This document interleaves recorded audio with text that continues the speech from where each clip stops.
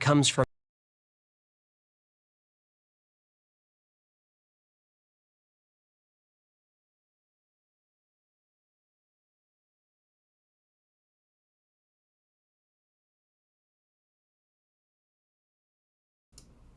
I see you, young Theo. You always here first, man. Say you here, huh? Thanks for the nines too, man. Thanks for the nines. Young Theo say he in the building first. I see you reflecting. Say you just received a spiritual download, and I was told to share this message. These YouTube ads that are offering scams welfare from the government, they claim quote unquote another way, shape, or form to accept the mark of the beast, even though we should all know those ads are fake. But I realize that they want people to give everything and take a little money they will offer every month. But don't be fooled. The Most High said we must start listening closely and understand that the reality around us that's shaping itself around us, if that makes any sense. You say the reality around us that's shaping itself. I don't know, young guy, but if you make it a little clear, you got to make that a little clear reflection. But peace to everybody that's here, man. I got a great laugh for y'all today, man. We finna cut up. That's big facts. We finna cut up, man. Crixus Moya, man, say another one. Thanks for the nines, reflection. Jennifer say I made it, 999. Thanks for the nines, queen. Axam, damn, thanks for the nines, God. You hear me? Pamela Talley, greetings to you too, reflection. Janelle, greetings, reflection. Janelle Rodriguez, greetings, queen. Thanks for the nines. Douglas Shepard, greetings, reflection. Thanks for the nines. Letitia Jones, welcome to the live, man. I'm gonna give Facebook a little time to send out their notifications, man, cause y'all know how they do. Y'all know how Facebook do. They like to play them games, man. Facebook like to play them games, y'all. But like I said, this is gonna be a good live, y'all. It's gonna be a good live. But since then, man, I think I've changed my mind state because of the things that I've been subjected to, especially within the last month, y'all. I've changed my thought process in terms of the things that we're gonna listen to in here. So I feel like it's gonna be very informative from my standpoint. But y'all do me a favor, man. Pound that like button. Pound that like button. If you're on YouTube and it's your first time, man, please don't forget to hit that subscription icon. Also, don't forget to hit the post notification bell and select all. That way you'll be notified every time we go live, because every time we go live, we cut up. Every time we go live, we cut up. That's big facts, man. That's big facts. Y'all like it up and share it. If you're on YouTube, pound that like button up, man. Pound that like button up. If you're on Facebook, pound that like button up and share it, man. Don't be a hater. Don't be a hater. Hate ain't never got nobody nowhere. Okay? Hate ain't never got nobody nowhere but what it is right now. So pound that like button up and share it so other people can receive the message. I know we running a little late, but it is what it is, y'all. I know we running a little late, but it is what it is. You feel me? Say the newbies in front and center trying to learn. Okay, I see you, Pamela Talley.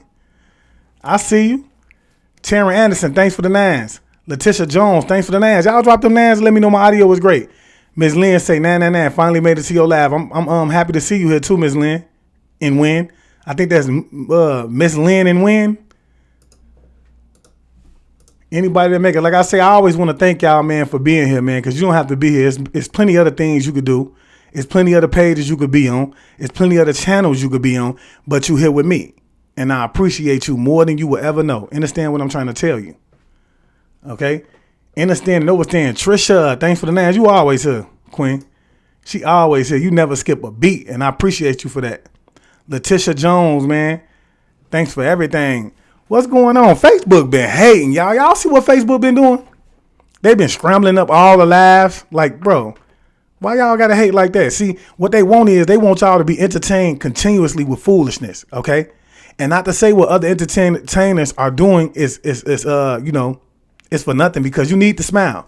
You know, I enjoy a good smile, man. Laughter is good for the soul too. But they don't want valuable information to get out to the people that's going to start to change the mindset. And this is how you know that a lot of these platforms are actually working against us. They're control opposition. You see what I'm saying? Especially when you know that, Google brought YouTube. You see what I'm saying? Stop playing. Then, the CIA owns Facebook. Stop playing. Like, they don't want this information to get out. Certain information they don't want to get out. They want the people to always be blind, man. We have to see something wrong with that. We have to see something wrong with that, man. They want the people to be blind, man. And the ones that actually do step up, man, they always get got in some way, form, or fashion, man. They always get got in some way, form, or fashion, y'all. But, you know, like I said, this video, Jennifer Renicki, thanks for the nines, Queen. Say it sound good. Miss Lynn say, yes, sir. John Clerk, I see you. You always here, too. That's big facts. Let's see who here. Keela Patton say, good day to you too, Reflection. Jack Horton, thanks for the nines, God. Debbie Burrow, thanks for the Queen. Thanks for the nines, Queen. Say, you've been killing it. Good job. Thank you, Queen. L Hemza Cyril's L Hamaza Cyril's. Thanks for the nines, Reflection. Jay Megan, thanks for the nines. And peace to you too, Queen. Jerry Smith. Yes, family. Thanks for being here, Reflection. Jennifer say exactly. Nan Janelle, thank you, Queen. Keela say so true. Big facts. Cornell say big facts. Welcome to the live, Crystal Huns. Alexandra, welcome to the live. Ahmad Jamal, welcome to the live. Ruth Viana, welcome to the live. Kathy say love and light to you too, Reflection. Say you've been on the road, lady, man. That's what I've been trying to do, man. I'm trying to look. We cannot allow our circumstances, man, to dictate our pace. Understand what I'm trying to tell you? I have to be the message that I bring. See, positive energy always creates elevation. Positive energy always creates elevation. We have to be at a high vibrational frequency in order to manifest the things that we want to manifest. Understand what I'm trying to tell you? And in order to be at a high vibrational frequency, we must be vibrating from a positive standpoint. You see what I'm saying? So that doesn't say that negative things won't happen and negative situations won't arise. That just says that when they do happen and when they do arise, we need to be able to recognize them enough to give them the stiff arm. See, that is what shadow work is all about. Shadow work is asking you why, how, and what it takes. You have to understand, shadow work is saying, what is causing me to be this way? What is the problem? Okay. See, that's identifying the problem first. Okay. So when you identify the problem, how can I change the situation? How can I deal with the situation from another standpoint to alleviate the situation in order to continue to vibrate it? You know, see, I don't even want to get off. I don't even want to get off of subject today, y'all, because y'all often to take me somewhere else, man. But yeah, that's what it's all about. We have to be able to recognize when we hit that low vibrational standpoint in order to push it away. Because see, negative things are going to happen no matter what. It's going to happen in our lives. But when we recognize them enough to change the patterns, then that's when we can continue to succeed and we can continue to elevate in life from a positive standpoint. And that's just big facts. Carnell Tarrant, love to you too, man. Letitia Jones say, man, these motherfuckers got us boxed in. Which, yeah, they most definitely do. Jerry Smith, thanks for the nines. John Clerk say, you've been cutting up all week. Most definitely. 999 to you too, Lonnie. Thanks for the nines, man. Because look, 9 is the highest level of what? Mathematics. 9 is the highest level of science. Understand what I'm trying to tell you? Making us what? The highest level of math and the highest level of science. Understand what I'm saying? They ain't got to go to the Astros. They ain't got to go to the cosmos because it's in us. It's in us. The universe is within us. Understand what I'm saying? 9 understanding, 9 wisdom, and 9 knowledge. It's deep. It's deep, y'all. Understand what I'm trying to tell y'all, man. Jennifer Jackson, man. I had somebody come on and say, man, 999 is the 6. No, it's not. No, it's not. You have to understand, bro. It's different levels. It's levels. What Meek Mill say? It's levels to this shit. Levels to this shit. Understand what I'm trying to tell you? And we are the highest level of mathematics and the highest level of science, man. Take it, run with it, and be it. Understand what I'm trying to tell you? Okay?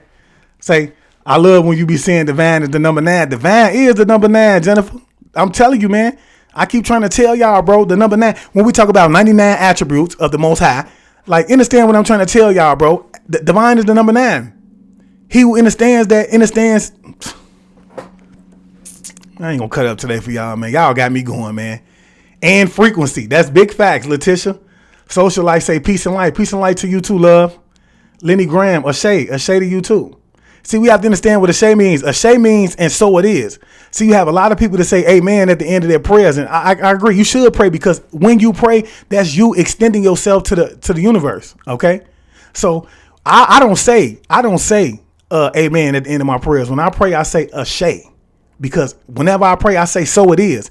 That's giving authority to whatever it is that I'm saying. And so it is. You see what I'm saying? Just like a lot of people say namaste. I'm just getting it correct. When you say namaste, you have to understand that you're saying, I bow to the inner divine. I bow to the God that's within me. It's a lot of people that don't want you to know who it is that you are. Okay. And this is why we don't have certain scriptures being taught inside of these churches, because they have to go, according to what it is that they've been told to do in order to get the funding that they need in order to keep that church up and running, right?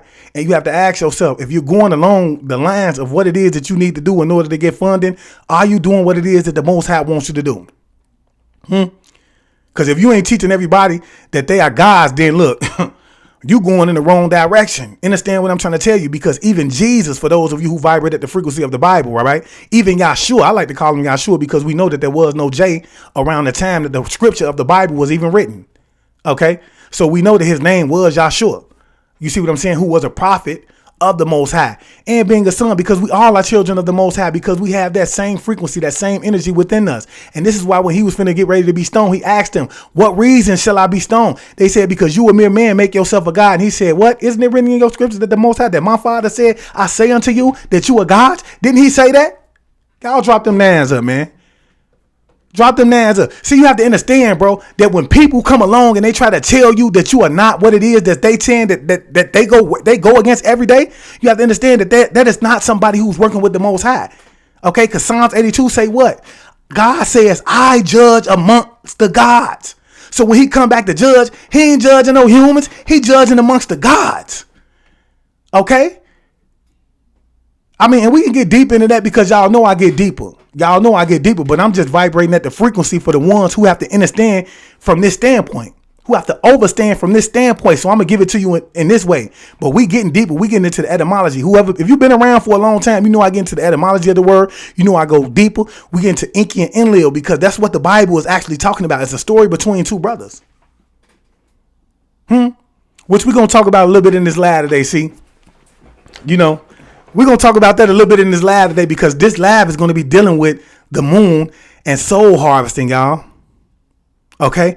Which, like I said, I do have a different perspective in terms of soul harvesting and how it is that they harvest souls nowadays, y'all.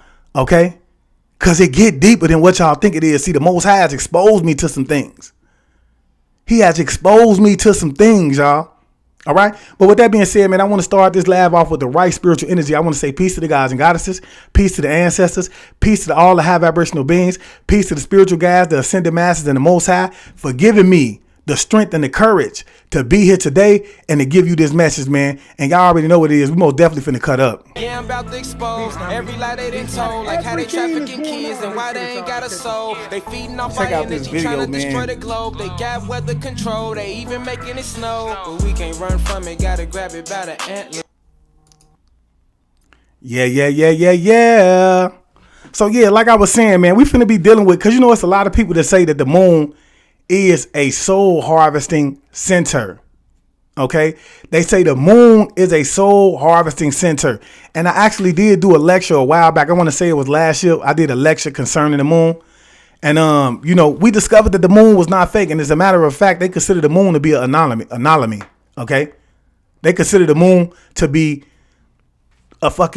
it shouldn't be there. This is what they're saying. The moon should not be there because, first of all, they're saying that the moon is too heavy to be orbiting our atmosphere. Okay.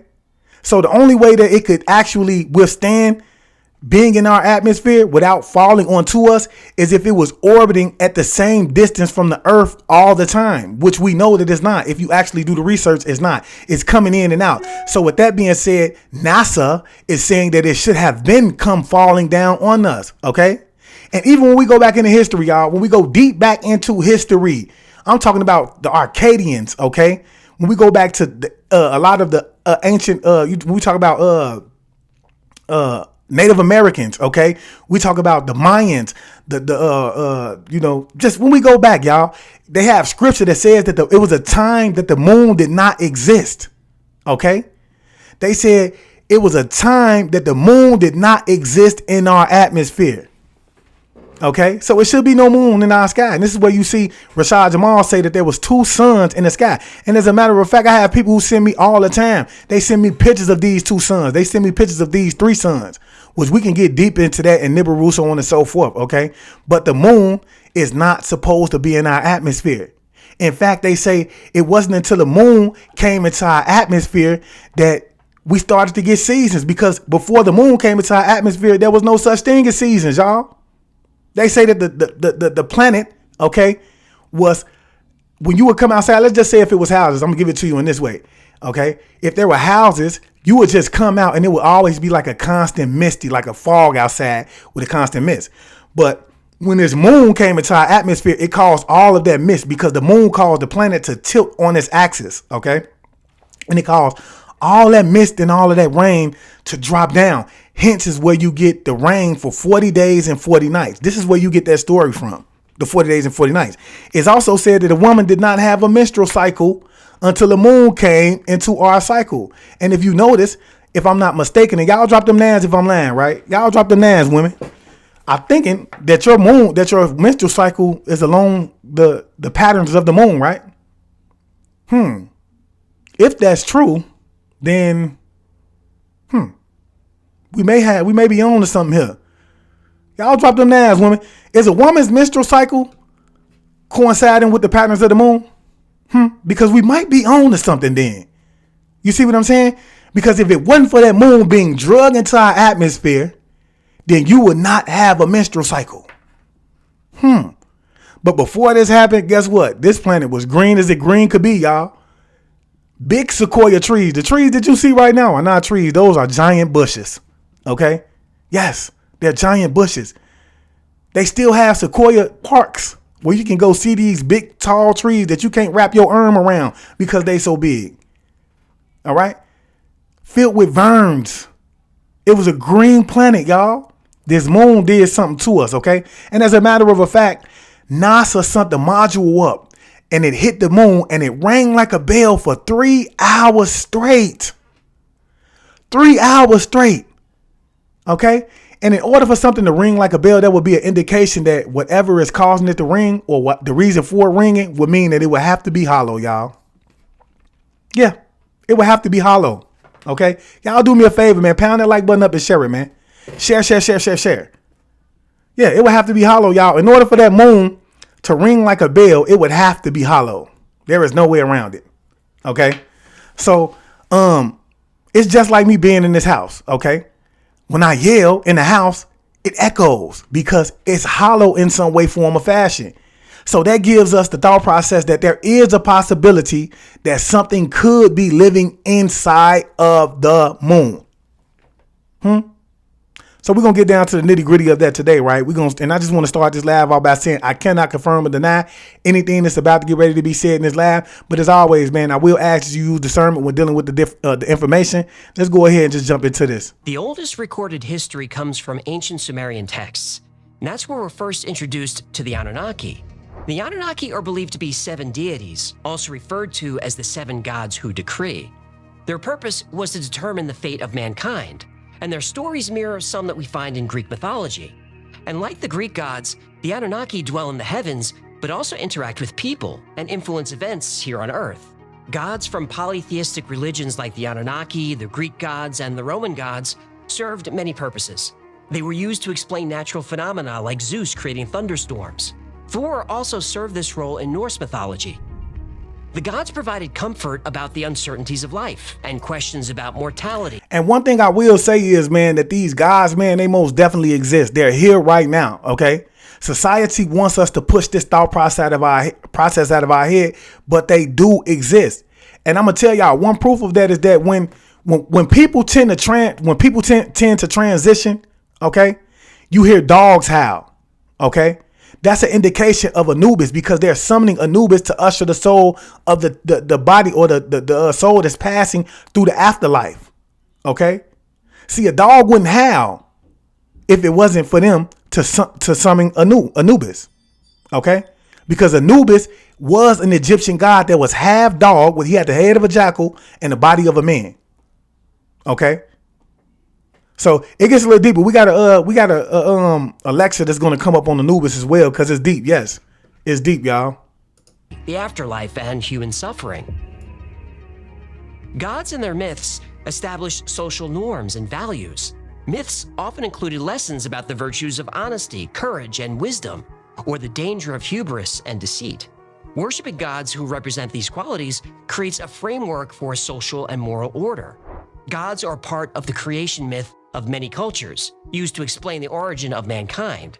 This was also true for the ancient Sumerians. In the Epic of Gilgamesh, written thousands of years ago, the Anunnaki are directly involved in the creation of humans. However, the stories about the Anunnaki might not be myths. The stories might be history. Zecharia Sitchin, in his book The 12th Planet, claims the Anunnaki are actually aliens who visited Earth thousands of years ago from their home planet Nibiru. When they arrived, the deity called Enki added alien DNA to ancient man, and the result was us. The intention was to create a slave species to mine gold for the Anunnaki. The gold was refined and used in terraforming their home planet, which was suffering from a poisoned atmosphere. Now, this may sound like a far-fetched story to some, Not to me. but this creation story shows up in other cultures as well. There's an ancient Zulu legend about two brothers named Wawani and Mpanku, who were from an alien race with scaly skin. Thousands of years ago, the brothers stole an egg from a fire dragon, emptied out the yolk until it was hollow, and then rolled it across the sky to Earth. That egg was the moon. Many ancient texts describe a time when the moon didn't exist, or at least it didn't exist here. Aristotle wrote about the Pelasgians, who lived in ancient Greece since the oldest days, at a time before the moon. Apollonius of Rhodes also talks about a time when the moon wasn't yet in the sky. In ages past, before the silver orb adorned night's somber shroud, Gaia stood alone. The tides lay still, untouched by Luna's grasp, and darkness reigned where moonlight never cast its tranquil spell. Oh, how the gods conspired to shape that radiant disk. Greek historian Plutarch wrote about the Arcadians. They were a very ancient people who lived in Greece. Plutarch described them as a pre-lunar people. But see, what I want you to understand is this too, man, that moon was actually drugged into our atmosphere to bring balance to the planet, so that these other beings who were not or are not from this planet are able to live on this planet, okay?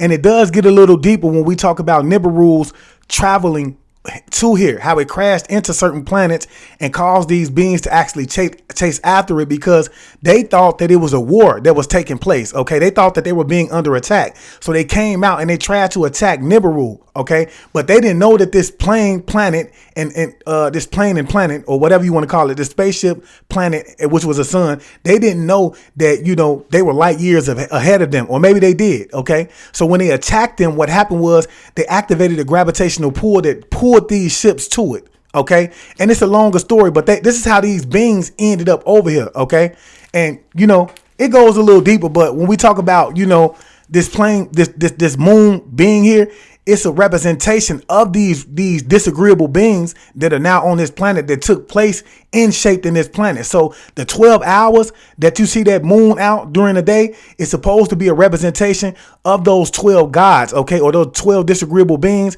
that, you know, it's giving homage to those 12 disagreeable beings that help in shaping this planet. And it's giving, when you see the sun being out for 12 hours a day, that gives homage to the 12 agreeable beings that helped in shaping this planet. And this is where we get the 24 hours in a day, because it's a representation of the 24, the Council of 24. Okay, so it gets deep, y'all. We're going to talk about that, and we're going to talk about the creation story as well. We're going to dig into that. I got a lecture coming up. Roman poet Ovid also wrote about the Arcadians. In Arcadia's lush fields, where Pan's flute sang, a truth lies hidden, nearly forgot by man. The Arcadians are said to have possessed their land before the birth of Zeus, and the folk is older than the moon. Evidence of a sky with no moon has also been found on the other side of the world.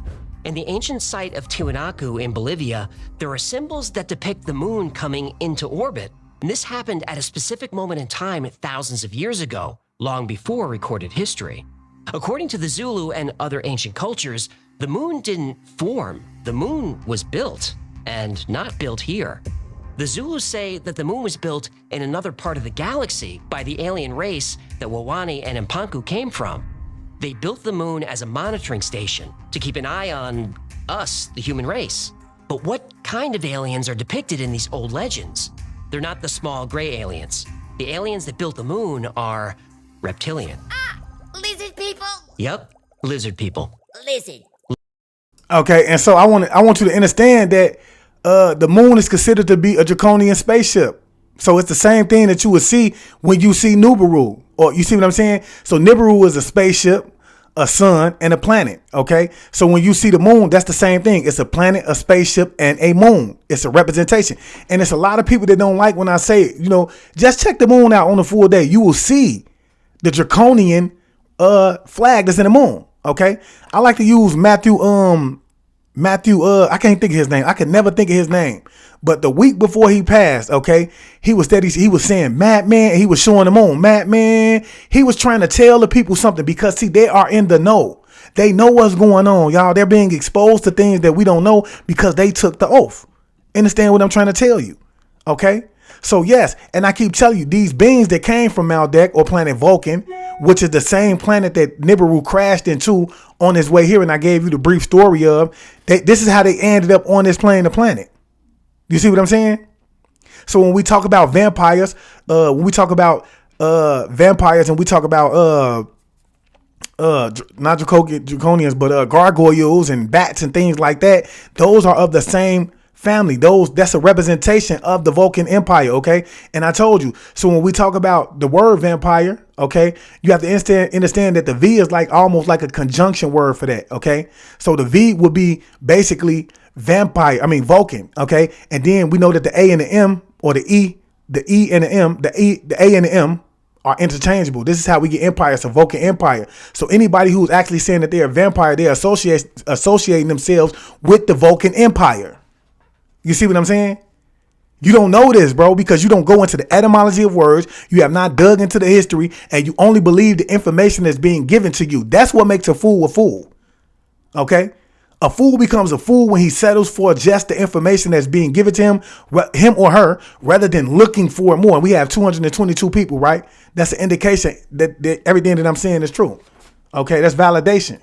Lizard. Lizard. Better. Let's go!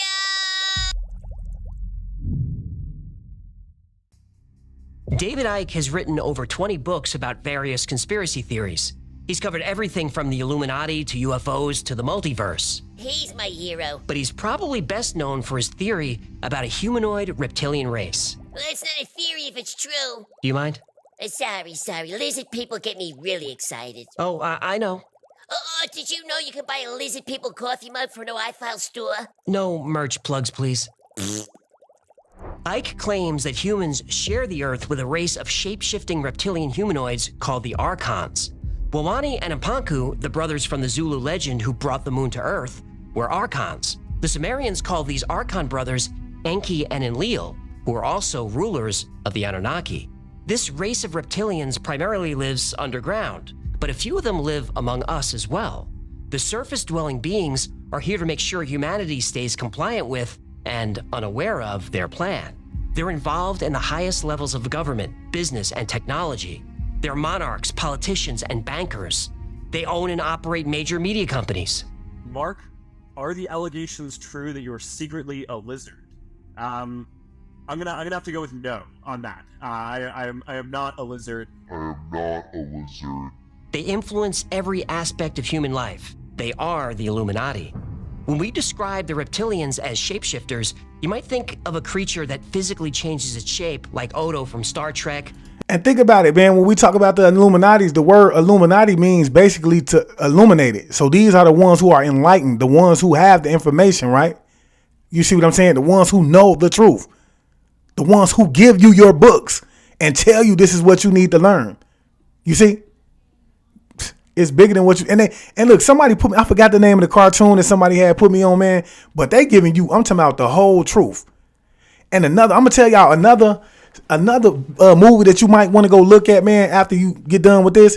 Go look at Jupiter Ascending, bro. Ooh, Jupiter Ascending, bro. They give you the whole reason for soul harvesting to begin with. How it's all about time. How it's all about, and you see these two brothers, right? They're actually going at it. They show you the draconian reptilians in there. They show you the grays in there, bro. They giving you the whole game of why it is that they harvest souls to begin with. It's deep. Y'all go check that out, man. I ain't trying to plug nothing out. And she said The Simpsons. Yeah, The Simpsons too, but it was another one. It's another one somebody had sent me, y'all. But yeah, it's deep. Mystique from Marvel Comics or Tonks from Harry Potter. Reptilians don't do this. They actually always look like themselves. What they do is manipulate the human brain to perceive them differently. The source of the reptilians' power is their ability to alter our perception of reality. And they don't do this with telepathy, they do this with technology. According to David Icke, the moon is not only a spacecraft, but also a holographic projection device. The broadcasts from the moon warp our reality, or at least our perception of reality. There's what's known as a frequency embargo around the Earth. Wait. Who enforces this embargo? Well, there's a bunch of alien races who are part of a galactic federation, and they keep an eye on the reptilians, but it's a whole thing. Go on. I mean, but you know what? That's deeper than that. See, the Galactic Federation are actually here to help the people ascend. And when we talk about these reptiles, because we know that there is the universal law of duality. Not duality, but I always say it, but you know what I mean, the yin and the yang. You have to understand that there is polarity. The universal law of polarity. There is a good and a bad, y'all. There's always going to be a good and a bad. So when you talk about some of these draconian reptilians, just as well as because I know that the Pleiadians, they have a bad rep for themselves too. These are the Great White Martians.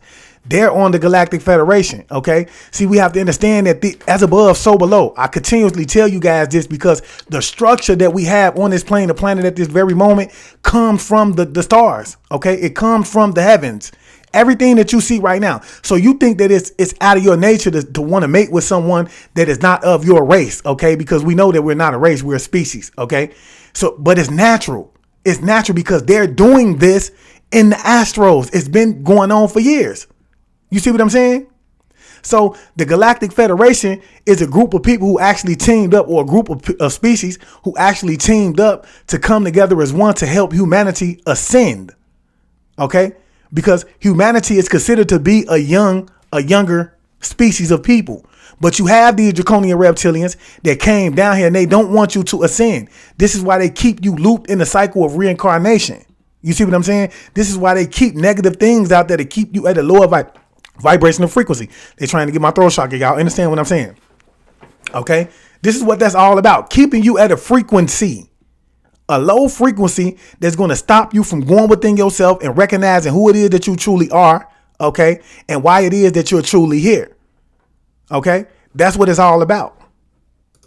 No, it needs its own video. She got me all excited. This is a bunch of bullshit. There is much more to reality than we can perceive with our senses. And the human brain is quite capable of experiencing the true universe. In fact, it was specifically designed to do so. But the frequencies that would allow us to see the real world are being blocked. Instead, we're locked into this simple three-dimensional existence, but there is much more being withheld from us. If you believe in simulation theory, then these beings are the creators of the simulation. If you're religious, then these beings are demons or jinn. Either way, they're not our friends. But why? Why would an advanced race want to keep humans oblivious to the real world? Yeah, you hit it on the head, Malcolm Porter. That cartoon is called The Inside Job. The Inside Job, they tell you all this, bro. We have to start looking at these cartoons for what it is that they are, y'all. See, it's universal law that they have to give you the truth. So they give it to you in the form of a lie because they believe that even if they give you the truth, no matter how they give it to you, it's going to, relieve them of the karma that they have to serve from doing the things that they're doing to you or to us as a collective whole. So this is why they give you the movies, because they're like, okay, we got to give them the truth. So we're going to give it to them in the form of entertainment so that they will believe that there's nothing more than entertainment while, relieving us of our karma. But they still going to suffer. Ain't no way around it. World. Well, when humans were first created, the alien creators learned something. All other animals on Earth are driven by instinct. The instinct to eat, to survive, to reproduce, and that's about it.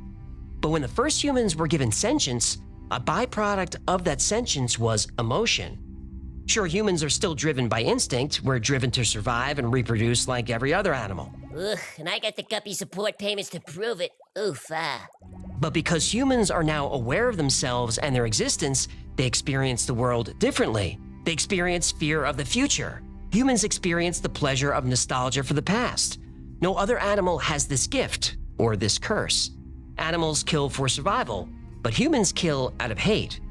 Our alien creators learned that our emotions carry energy. He said, Jordan Batten say, what Satan got to do with reptilians?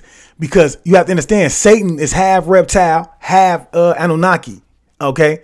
Because like I just said, these reptilians, as above, so below. So when we get into the story of who Halil was, his father was a reptilian who actually took advantage. Now, if you know what I mean when I say take advantage of a being by the name of Malita, who was an Anunnaki goddess, okay? Meaning he took advantage of her, okay? You see, and from that came him. So this is why he had that agreeable and he had that disagreeable nature in him. This is what made him wanted to come up against the Most High. Okay, we have to go back to the story of Eden, which is another thing we're going to be chopping it up on. When we get back to the story of Eden, which is not the story of a which is not the story of, not a beginning story, but the recreation or the replenishing of something. Because when we dig into the etymology of the word Genesis, it actually means to reconstruct or to replenish.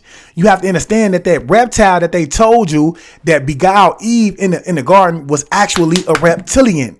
It was a draconian reptilian. See, we don't use our common sense. We have to ask ourselves, why would the Most High give a reptile or a snake that crawls on his belly a voice box just to beguile a being?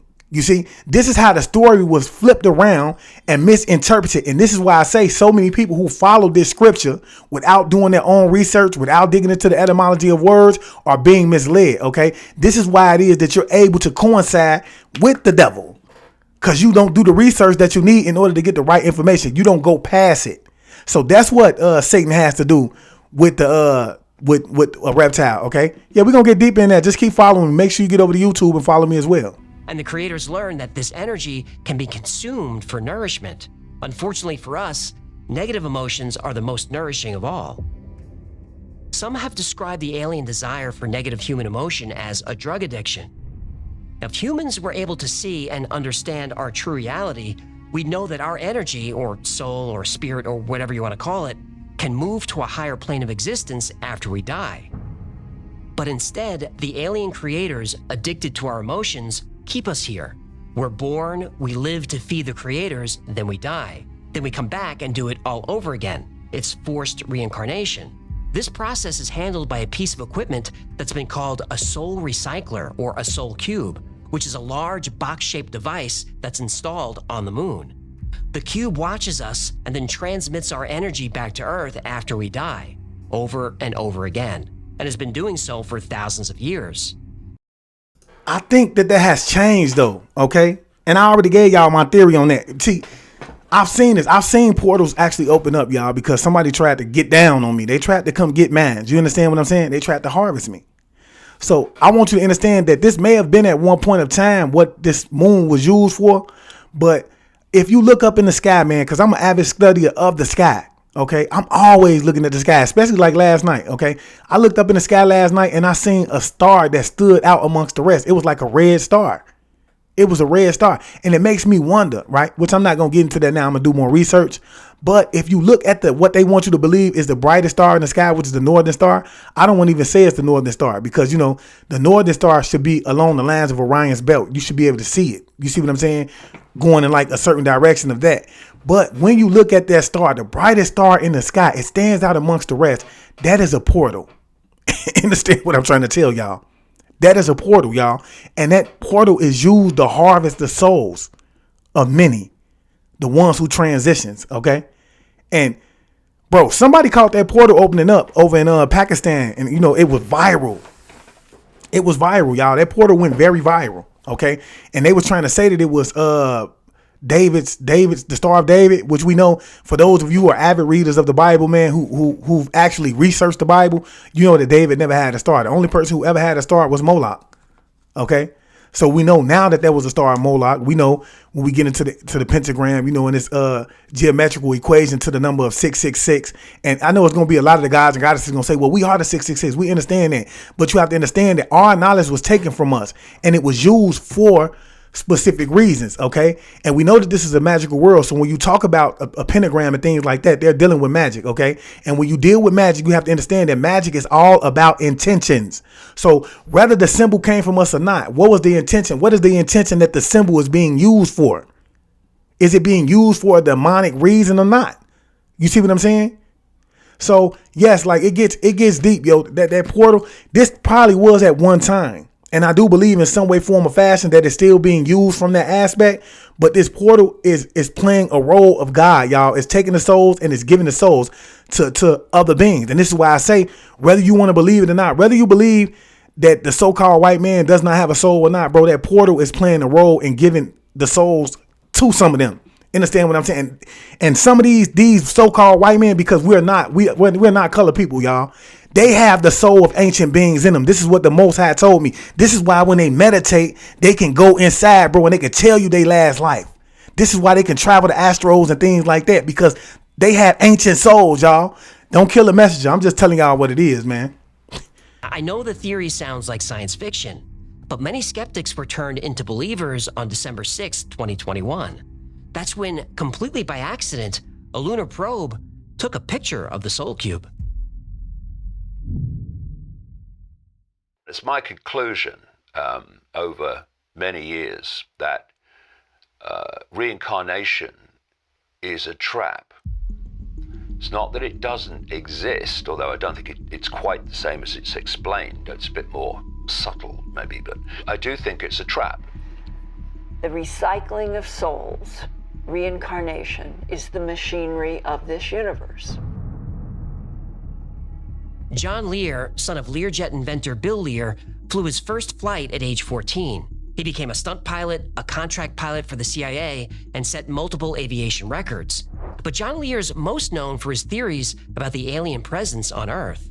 He's also exposed a lot of information about the cube-shaped soul catcher on the moon.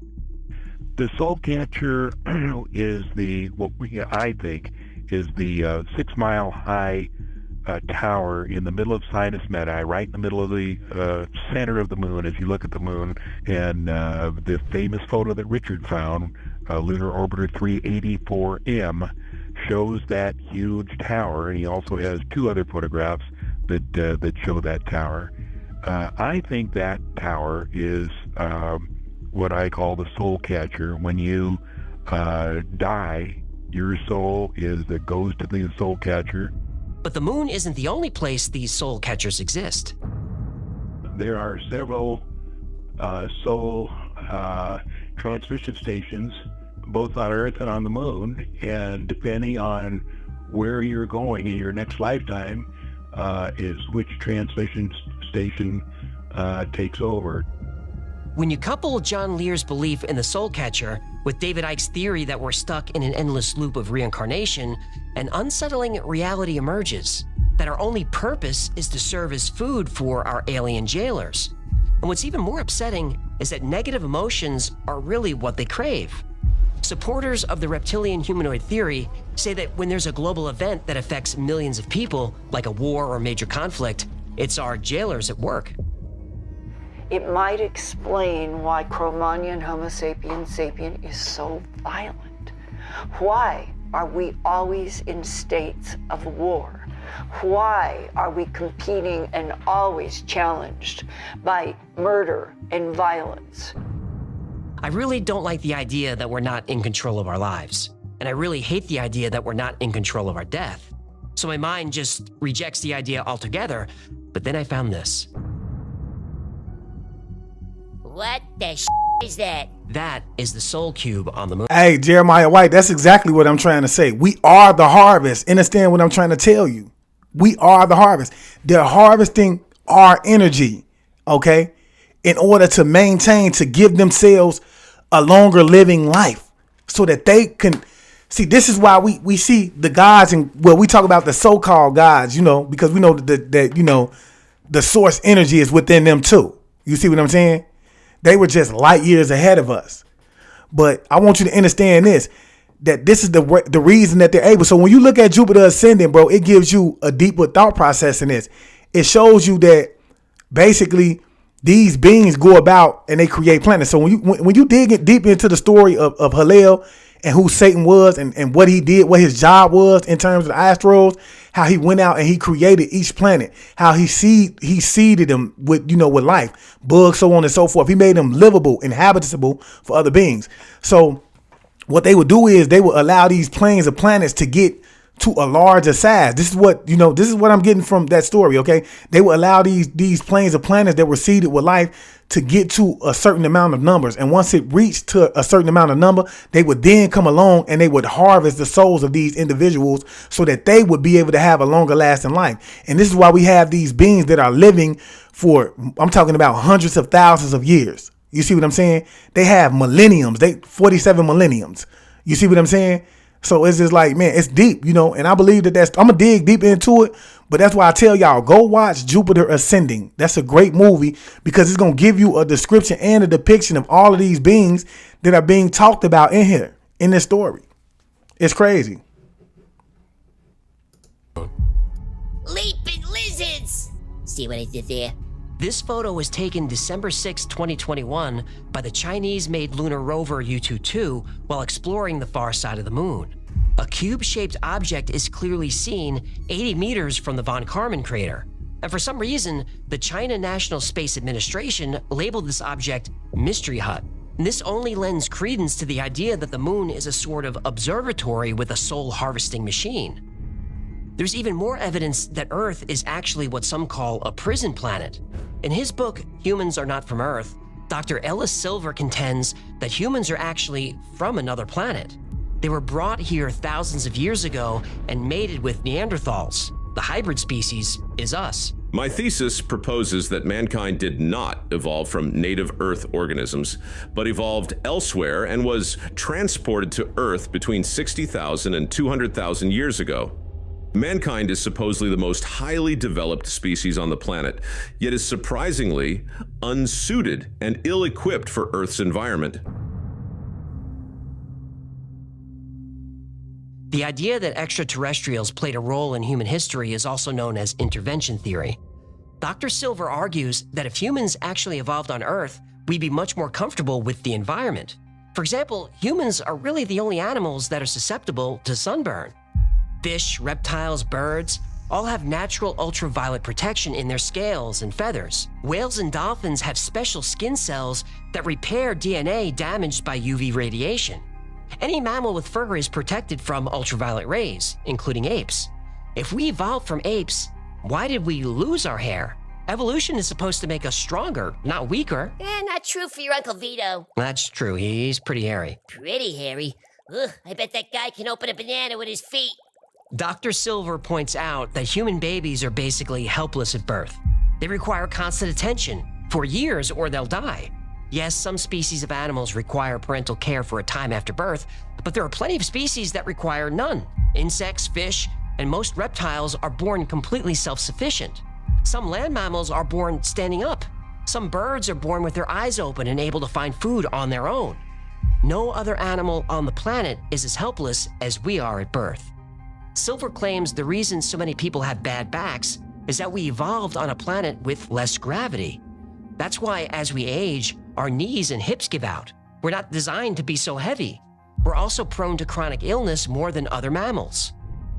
So why were we brought here in the first place? Well, Silver has a few ideas. One is that humans were brought to Earth as a natural predator to wipe out other species. Now, if that's true, it worked. At one time, there were several different hominid species living on Earth at the same time. As recently as just 40,000 years ago, Neanderthals, Denisovans... Yes, you hit it on the head, Elaine Blake. Elaine Blake say when you pass, you see a white light that isn't heaven, but another vagina you come out of. We are told to go to the light, right? So when you pass, you don't go into the light. Instead, turn around and see there's more. Go that way and say, take me home so you can return to where you actually came from. I literally got a confirmation of this earlier. It took 10 years for me to get this confirmation. Hey, that's big facts, y'all. You have to understand, this is why we have the videos such as the movies. I can't think of that movie, man. It started with a pedo, y'all. The little girl got stuck in the TV and they were saying, "Go to the light, Carolyn. Go to the light, Carolyn." See, that's predictive programming. That's how they program your subconscious to think that you should be going to the light when you pass away. Okay, but you don't know that white light that you're going to is that portal that's harvesting your soul. You see what I'm saying? And so I'm gonna tell y'all something. Even when we look in the Bible, right? Because like I say, the Bible has truth. You just have to be a detective when dealing with it. Okay. One of the disciples asked Yahshua, he said, "Where was I before I came here?" He said, "For you were with your father dancing amongst the stars." Okay. And what I have found from studying the sky is that the sky does open up. There are portals that will take you back to each star constellation. So whatever star constellation that you come from, that portal will take you back. These portals open up. They have been opening up, y'all, since the year, I want to say 1954, maybe 1952. Okay. They've been opening up. And I showed y'all pictures, for those of you who've been following me, of these white orbs that were hovering over the White House. Okay. When they first came over, when the Aztar Command first came over and wanted to speak to the then President Roosevelt, if I'm not mistaken. Okay. So, but he was already warned about these beings before they came over by another one that was living in, I think, not the, I want to say like the pentagram or something. He was warned about it. It was another extraterrestrial by the name of Val Thor who warned him about these beings. Okay. But yes, she hit it right on the head. She hit it right on the head when she said that. You feel me? So yeah, we have to this is predictive programming. This is what keeps us in the soul trap, because these beings need our energy. This species, this negative species, and I love what I can't think of her name. It's an older lady on here. She cutting up to it in here. I can't think of her name, man, but she said there's more beings, okay, on here than these reptilians that they're talking about. Yes, her name is Crystal Kunz, I think. She said there's more beings. Yes, there are. There's several beings. The ones that with the wings, the reptilians with the wings, this is the alpha beings. These would be the ones that would be considered the royal bloodline. Then you have the ones that live underground. These are the ones that are basically the worker ones. Then you have some that live in the ocean. But it's way more species than these species. Like, we have a whole different form of life that live in our waters. Okay, the nomos. They live in the water. Like, it's big, y'all. It's so much that we've been taught. So many lies that we've been taught. And so we're going to cut up into all this, though. It's so many lies that we've been taught, bro. This is why we don't, when we see things that's out of the ordinaries, and you see all of these mermaids, man, lately, we've been seeing mermaids and mermans come up like crazy. So many people have been seeing sightings of these mermaids. This is how you could tell the frequency of the planet is beginning to rise. This is how you could tell that the portals in the water is starting to open, because these mermaids are making themselves known. I showed y'all a video of a boat that was riding, bro, and this mermaid was singing. Okay, it was a nympho, because this is what these nymphos do. Okay, even Christopher Columbus had stories in his journal about when they were coming across the ocean, how they would hear these sirens sing. They would sing trying to draw them in, and then they would draw them in to their death. Okay, I'm talking about, this is crazy, y'all. Everything, bro, that you see that is being written down that they try to tell us is nothing more than a lie. It's all facts, no cap. It's all facts, no cap, y'all. And at least one other species coexisted with each other for several 100,000 years. Then modern man arrived, and suddenly all other species were gone. But Dr. Silver has another theory that tracks with a lot of what we've discussed today. That humans were removed from our natural environment because we were violent, we were destructive, and we overconsumed natural resources. Well, that hasn't changed. The theory said that the aliens erased our memories so we'd have no recollection of the civilizations and technologies we left behind. Then they dropped us off on Earth and left us to our own devices. They watched us for a while to see how we developed, and eventually they left. All the UFO activity we're seeing now could be our creators coming to check on their creation. Maybe they're checking to see if we've evolved past our violent tendencies. Maybe we're finally ready to be released from our prison and reintegrate into galactic society. If that's really why they're here, then unfortunately for us, our parole, it's going to be denied. The existence of the human soul has been pondered, well, forever. Greek philosophers like Plato and Socrates proposed an immortal soul that lives on after the body's death. Many religions say the soul originates from God and exists eternally. But does scientific evidence support the existence of a soul that can be quantified? In the early 20th century, physician Duncan McDougall tried to determine if the soul had measurable mass. He thought that if a soul existed, it would have weight. So upon death, the soul would escape and the weight loss could be detected. McDougall had 6 dying patients placed on sensitive scales, finding that they lost an average of 21 grams at the moment of death. He concluded this represented the soul's mass. But this small sample size and errors in methodology cast doubt on the experiment. Modern neuroscience says our consciousness and sense of self exist in our physical brain, not a separate soul. Brain imaging shows that our personality, our memories, and capabilities are tied to physical patterns and activity within our neurons. Damage to certain areas of the brain through injury or disease can impact sensory perception, mobility, emotions, and even one's identity. However, there is an argument that, sure, the brain is responsible for cognition and awareness, but a soul could simply be energy that creates our consciousness. And if so, that consciousness could continue after death. According to new theories using quantum physics, the soul may exist in another dimension beyond our normal space-time. Some tie this to quantum non-locality and entanglement. This is where information is passed between particles not just faster than the speed of light, but instantly, no matter how far apart they are. This theory says the soul interacts with the human body through quantum states, exchanging information instantly across any distance. Studies of near-death experiences provide intriguing reports of the soul leaving the body and passing through a tunnel and encountering angelic beings or dead relatives. Yet neuroscience says many elements of NDEs are generated by physical brain activity under stress. Out-of-body and near-death episodes have been induced in controlled settings by stimulating specific parts of the brain. Conclusive scientific evidence of the human soul has yet to be discovered. But maybe the soul isn't meant to be detected with a scale or a microscope or a computer. And just because we can't see it doesn't mean it's not there. Religions around the world say the soul is eternal. In Judaism, Christianity. See, I want you to understand this too as well, man. Like we're gonna do a lecture on reincarnation, y'all, because a lot of people do have chances to see the soul, y'all. Especially the ones who've had the opportunity to astral project. You've seen your soul, because when you astral project, this is your light body. Because you have to understand what you are. You're made up of light. You're made up of energy. Okay, and energy never dies. You feel me? So when you astral projection, I've actually seen my light body doing the astral projection. You see what I'm saying? So that is your soul that you're actually seeing. You could feel your soul. You see what I'm saying? You could feel it. Like I feel, man, like, bro, it's different. You feel me? In Islam, the soul originates from God and can achieve eternal life through faith and virtuous living. Hinduism and Sikhism believe the soul is immortal and reincarnated based on karma. Buddhism is a little different though. The wheel of life. Y'all do me a favor, man. Like it up and share it for me, man. Pound that button, pound that like button up and share it, man, so we can beat the algorithm.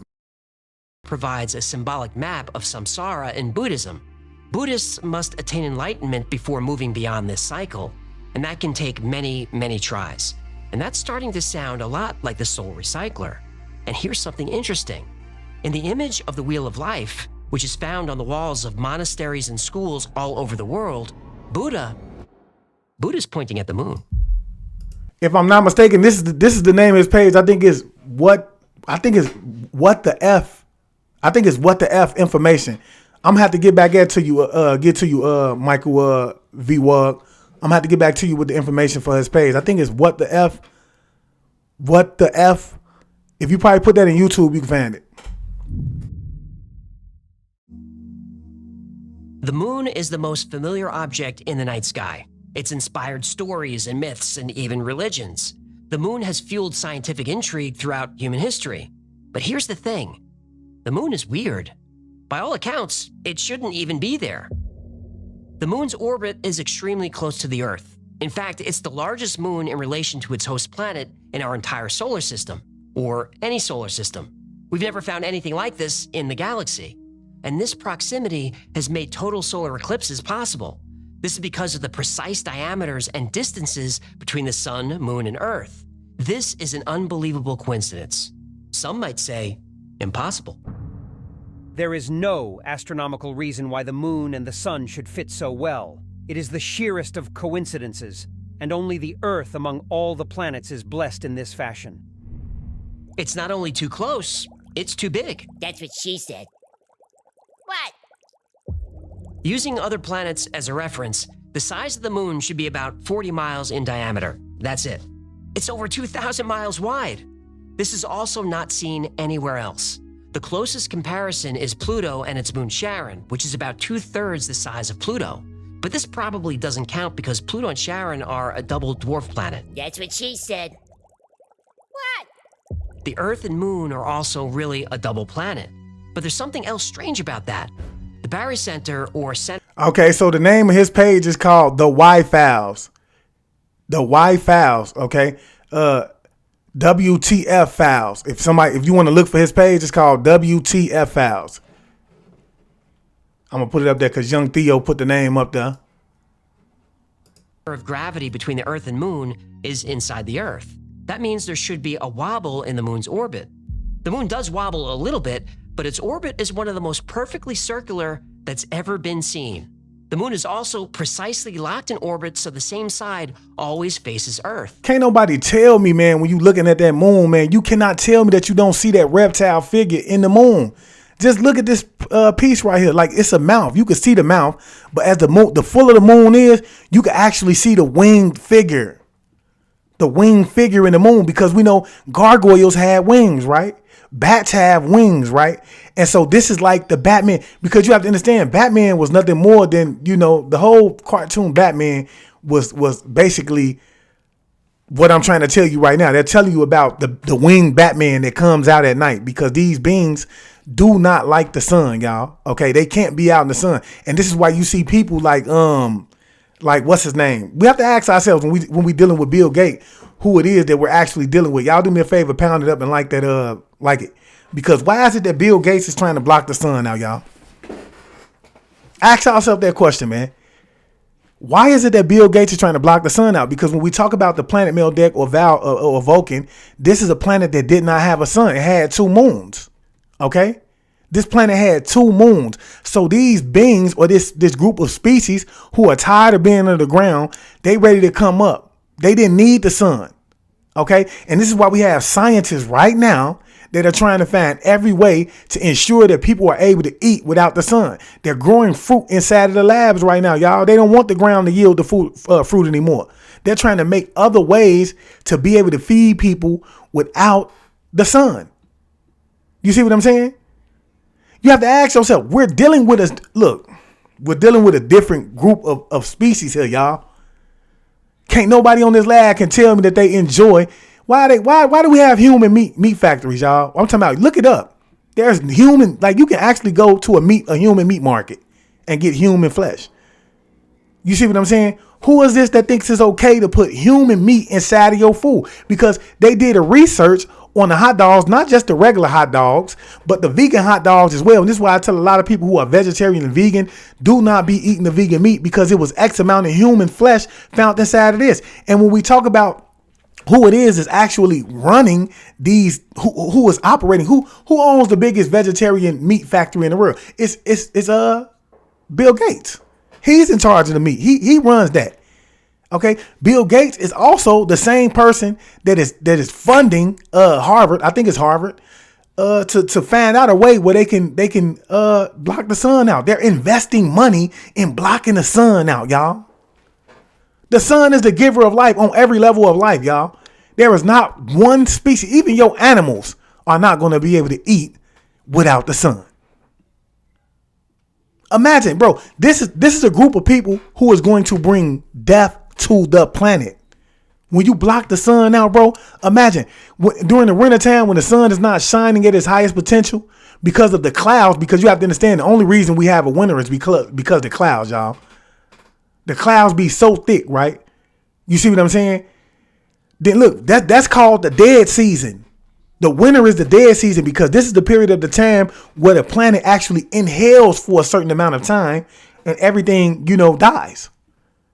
You feel me? But see, throughout the harvesting season, when spring and summer is here, is when they harvest as much food as they can, hypothetically, because we know that, as much food as this in these meat markets right now, y'all, there's no way they can keep these meat markets that full. We have to understand that, y'all. There is no way.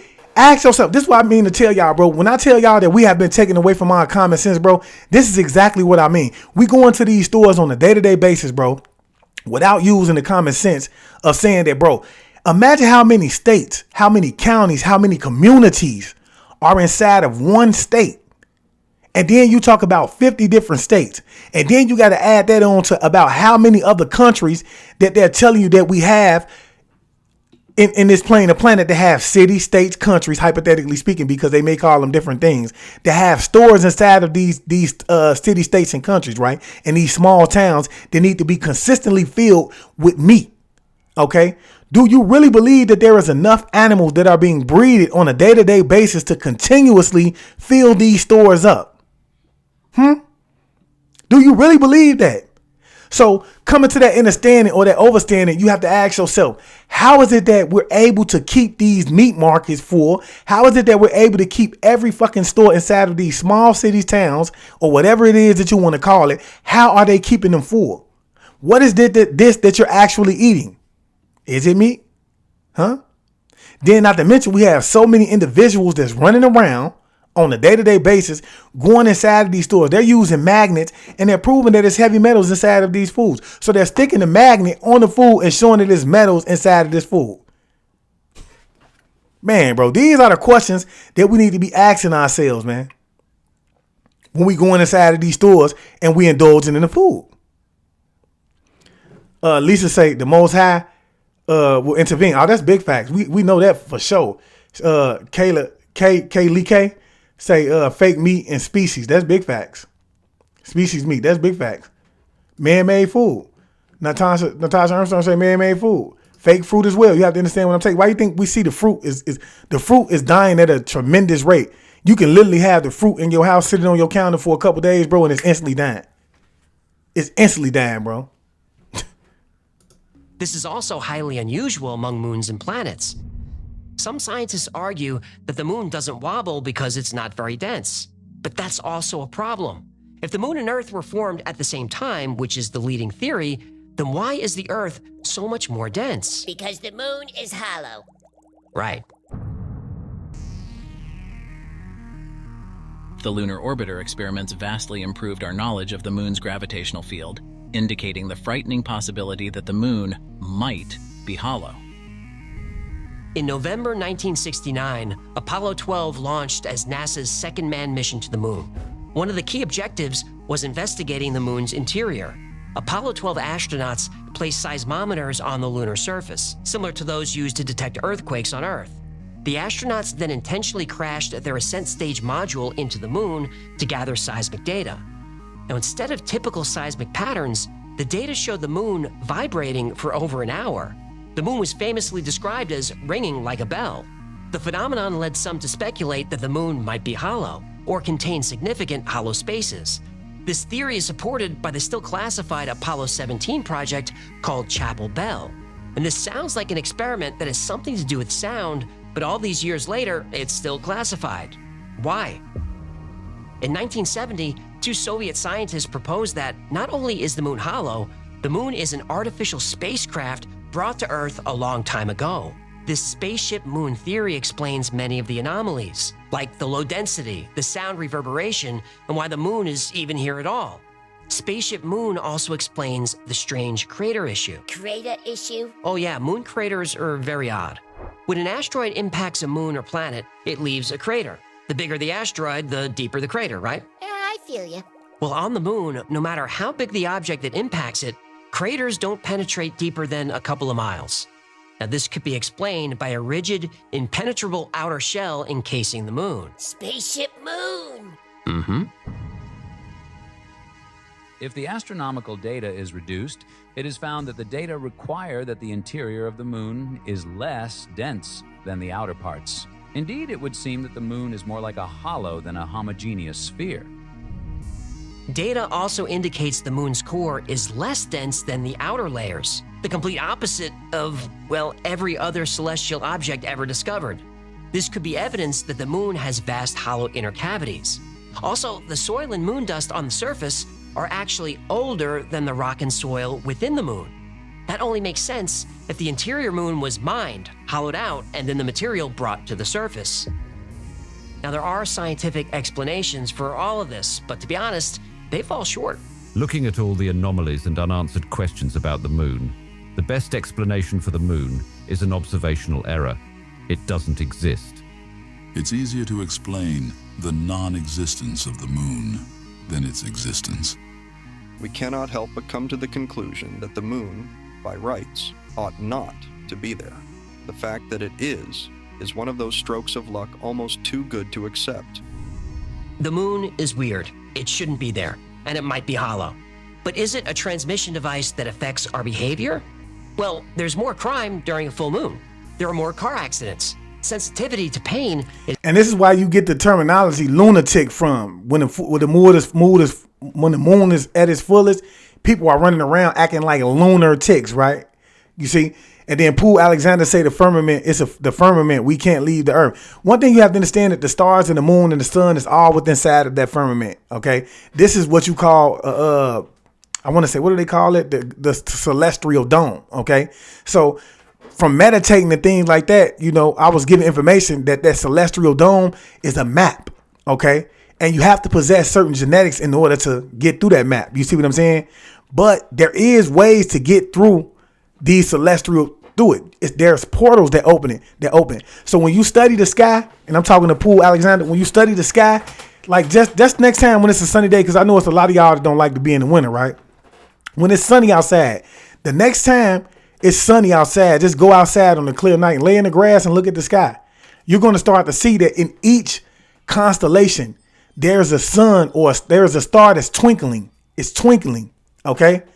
And in my opinion, from what it is that I was shown, that star is a portal, okay? And so these portals are constantly opening, they're constantly closing.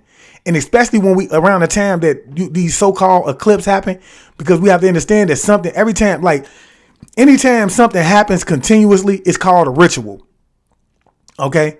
And so you have to understand why it is that when these eclipses happen, why it is that the news is continuously telling people, oh, there's going to be an eclipse on this day, because they want the world to be in observance. So therefore, that ritual can become a ceremony, because a ceremony is needed for the people to be in observance, because it makes the ritual stronger. So you're helping them open that portal up in order to bring some of these beings that they want to bring in and out. But these portals open up consistently, bringing people in, bringing these species in and out from these portals. And this is why it's so necessary for them to have it so cloudy at times, so that you won't be able to see what is going on in the skies. You see what I'm saying? So I hope that made sense to you, man. But yes, look, that's a celestial dome, but they're coming in through these portals. Higher during a full moon. A full moon disrupts our sleep. Some people are prone to erratic behavior during a full moon. This is called the werewolf effect. Oh yes, Jamie Jameson, you hit it right on the head, man. The stars are the ancestors. Understand what I'm trying to tell you? The stars are the ancestors as well. She said the stars are beings too.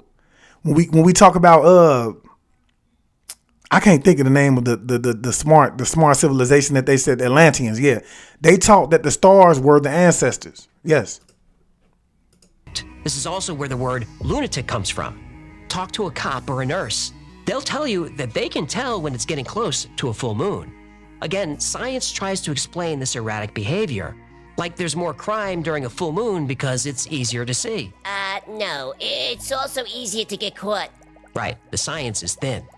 And notice that all these changes in behavior during a full moon are negative. More crime, more pain, more car crashes.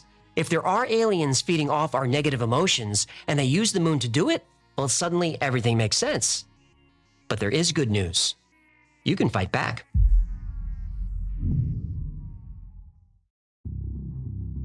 Reptilian humanoid aliens using technology to alter our reality in order to create negative emotions? Our souls being used for food, then recycled over and over again on the moon? This story is a lot. And how much of it is true? Well, a lot of it depends on your perspective and what you choose to believe. But let's take it one piece at a time. The Anunnaki are documented in Sumerian texts, but there's plenty of documentation of Zeus and Apollo and Athena and the rest of the Greek gods. Same with Roman gods, Norse gods, all gods really. But are any of those gods real? Well, you decide. But Zecharia Sitchin's interpretations of Sumerian texts have been largely discredited and disregarded. He's been criticized for inaccurate translations of the Sumerian tablets. Skeptics say he manipulated the translations in order to support his theory. Yeah, but his story is true. Maybe. But the story about gods coming from the sky, creating man or helping man, that story's almost universal. The Anunnaki are also connected to the Great Flood, which is a story found in every culture on Earth. Supporters of the Anunnaki theory claim that human genetics have traces of alien DNA. The truth is, human DNA is pretty boring. Our DNA is close to everything on Earth. Chimps share almost 99% of their DNA with humans. Dogs and cows share around 80%. Birds and humans share 65% of their DNA. Humans even share over 50% of their DNA with bananas. You're related to a banana? Yup. Maybe that's why you got a peel.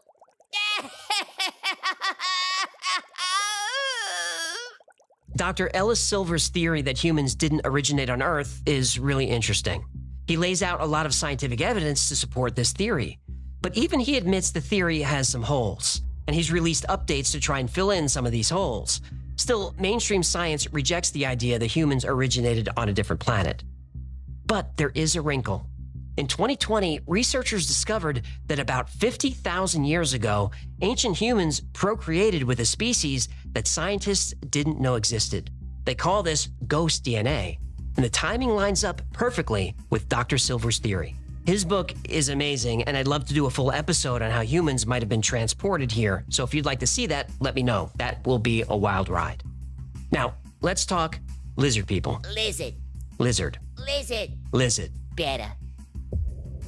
The most well-known proponent of the reptilian conspiracy is David Icke. My hero. David Icke is well-read, well-spoken, and highly entertaining. His theories are extremely creative. But like most conspiracy theories, you can't prove or disprove him. Yaha! But remember, in 1991, he claimed to be the son of God and the world was going to end, and he made this claim on television while wearing a turquoise tracksuit. Good to see. You do claim to be the son of God. Oh, come on, heroes wear tracksuits. The lizard people story seems to have started in 1934 with an LA Times article. A mining engineer claimed to have found tunnels underneath Los Angeles. A Hopi Indian told him the legend of the lizard people, who are an advanced race that escaped through the tunnels 5,000 years ago. Well, that's why so many movie stars are shape-shifting lizard people. Easy commute. Maybe, but there are no tunnels and there is no Hopi legend of lizard people, so I don't believe that one. And honestly, when I started this topic, I didn't believe any of it. Well, except for the moon stuff. The moon is weird.